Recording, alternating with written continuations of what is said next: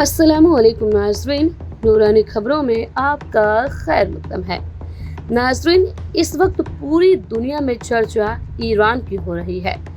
Middle east की जंग अब अपने सबसे खतरनाक मोड़ पर पहुंच गई है। ईरान और इजराइल की टकराव की आग में अब अमेरिका भी खुलकर कूद चुका है।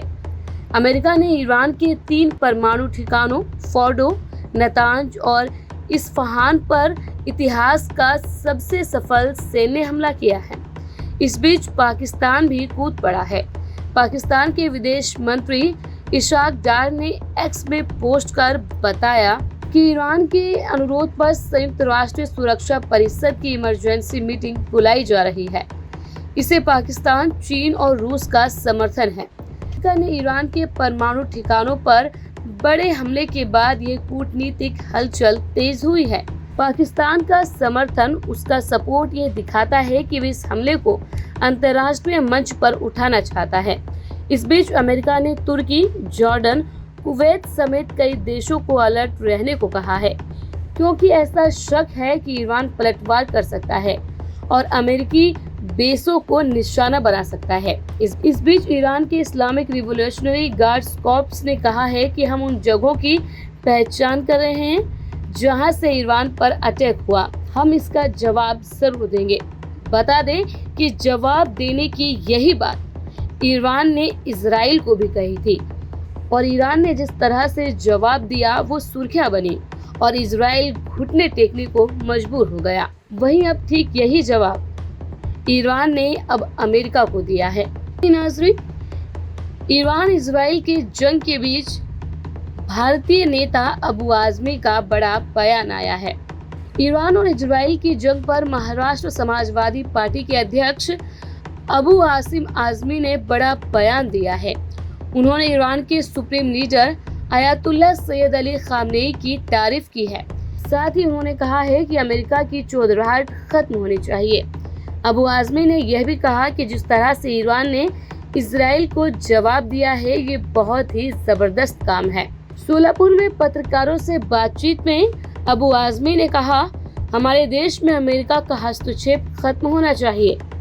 अमेरिका फलस्तीन में बमबारी और भूख से मर रहे बच्चों के बारे में कुछ नहीं बोल रहा। वे इजराइल का समर्थन कर रहा है और ईरान में विस्फोट कर रहा है। उन्होंने कहा कि इजराइल ने ईरान पर हमला किया और फिर ईरान ने जवाबी हमला किया। अब ऐसी ही ठीक स्थिति अमेरिका के साथ हो सकती है।